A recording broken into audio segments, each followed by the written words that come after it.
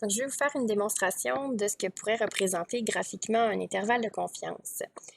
On est avec une population de 5000 boîtes de céréales, donc la taille grand N, c'est 5000. La variable étudiée, X majuscule, c'est le temps d'assemblage. Donc, on a ici les temps d'assemblage des 5000 boîtes de céréales.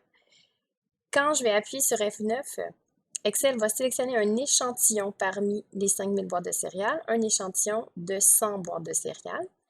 Il va calculer la moyenne d'échantillons, puis à partir de ça, on va construire un intervalle de confiance, donc à partir d'une marge d'erreur et des formules qu'on verra ou qu'on a vues en classe. Et on va voir si c'est fiable. Donc, je vais vous expliquer graphiquement à quoi correspond le schéma. Donc, on a X bar qui serait vis-à-vis la barre verticale brune. On a de part et d'autre la marge d'erreur qu'on ajoute, qui se construit un intervalle de confiance. Donc, l'espèce de ligne horizontale brune serait ce qu'on représenterait par l'intervalle de confiance. Les points bruns aux extrémités, ce seraient les bornes de l'intervalle. La barre verticale en vert, ça serait la moyenne de la population. Et ce que je veux vous montrer, c'est que l'estimation, elle est fiable. Donc, cet intervalle de confiance-là va permettre d'estimer une valeur de la moyenne de la population. Donc, on va voir que la moyenne de la population, elle ne bouge pas. On sait que c'est 15, mais X bar bouge. Et donc, l'intervalle de confiance va se déplacer, mais la plupart du temps, donc selon notre niveau de confiance, ici, il est à 99 %. Alors, 99 % du temps, la moyenne de la population se trouve dans l'intervalle construit. Donc, c'est-à-dire que la barre verte se trouve dans l'intervalle brun construit. Donc ici, on a notre premier intervalle de confiance avec un X bar un petit peu plus que 15, qui était en fait de 15,03. Et de part et d'autre, on construit l'intervalle en enlevant E et en ajoutant E avec les formules. Donc, je construis un nouvel échantillon. Cette moyenne X bar-là est devenue 15,011 parce que Excel n'a pas sélectionné les mêmes 100 boîtes de céréales que précédemment, donc ça a fait bouger la moyenne. Donc, la moyenne ici, X bar, est un petit peu plus loin que tantôt par rapport à mu, mais quand on construit l'intervalle de confiance, on s'aperçoit effectivement que la moyenne de la population est bien dans l'intervalle construit. Je fais à nouveau un nouvel échantillon, nouvelle valeur de X bar obtenue. L'intervalle de confiance est déplacé, mais a la même largeur parce que mes formules ne changent pas au niveau de la marge d'erreur E. Et la moyenne de la population est encore dans l'intervalle construit. À nouveau, X bar plus proche de mu que l'exemple précédent, mais la moyenne de la population est encore dans l'intervalle construit. Je vais le faire à quelques reprises, donc créer un échantillon différent. Donc, vous allez voir la moyenne X bar changer ici et l'intervalle se décaler. Donc ici, on est un petit peu plus malchanceux. Notre X bar est plus loin de la moyenne de la population. Par contre, l'intervalle qu'on construit permet encore une fois d'avoir la moyenne de la population à l'intérieur de ça. Donc, c'est une estimation qui reste valide. Puis, en réalité, on ne pourra pas le savoir que notre X bar est loin de mu parce qu'on ne connaît pas mu, puis on cherche à l'estimer. Donc, ça serait une estimation qui est fiable parce qu'on a réussi à attraper la moyenne de la population dans notre intervalle de confiance.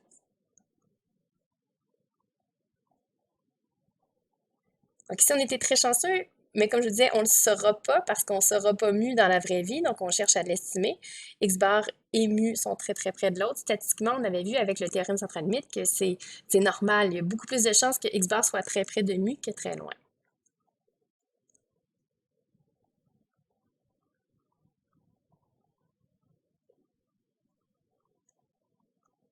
Donc, vous voyez qu'à chaque fois, donc pour en fait plus que la majorité des échantillons, là, pour 99 % de tous les échantillons possibles, la moyenne mu de la population, ce qui est représenté en vert, sera dans l'intervalle construit.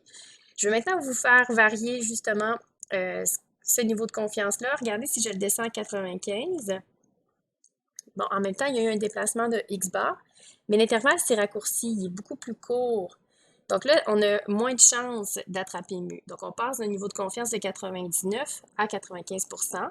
Ça veut dire que pour 95 % de tous les échantillons possibles, la moyenne de la population sera dans l'intervalle de confiance construit.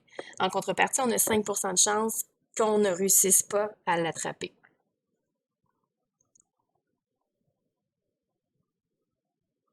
Donc, on réussit encore souvent. Là, ici, on est prêt, mais on est encore dans l'intervalle de confiance construit.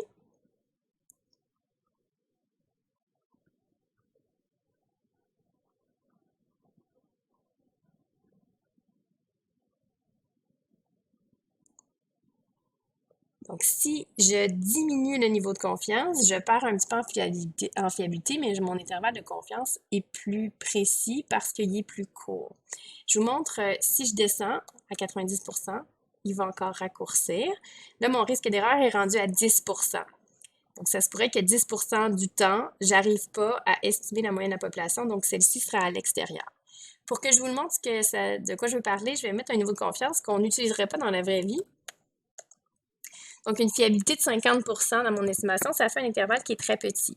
Et là, évidemment, dans l'exemple que vous voyez, X bar, quand on ajoute et on enlève la marge d'erreur, on ne réussit pas à atteindre la moyenne de la population. Donc, on va réussir 50% du temps, en fait, puis on va échouer 50% du temps.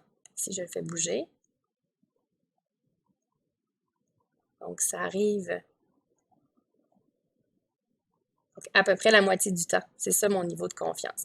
Donc, ça permet cette représentation graphique-là de voir ce que fait l'intervalle de confiance, donc ce qui est représenté par l'intervalle brun, qui est construit à partir de X bar, donc le centre c'est X bar. De part et d'autre, on ajoute la marge d'erreur qu'on verra avec les formules du théorème central-limite. Puis ce qui est en vert, c'est la moyenne mue de la population qu'on essaie d'attraper. Donc, ça fait intervenir les notions de niveau de confiance et risque d'erreur, puis aussi marge d'erreur, qui est les trois termes, la terminologie des intervalles de confiance.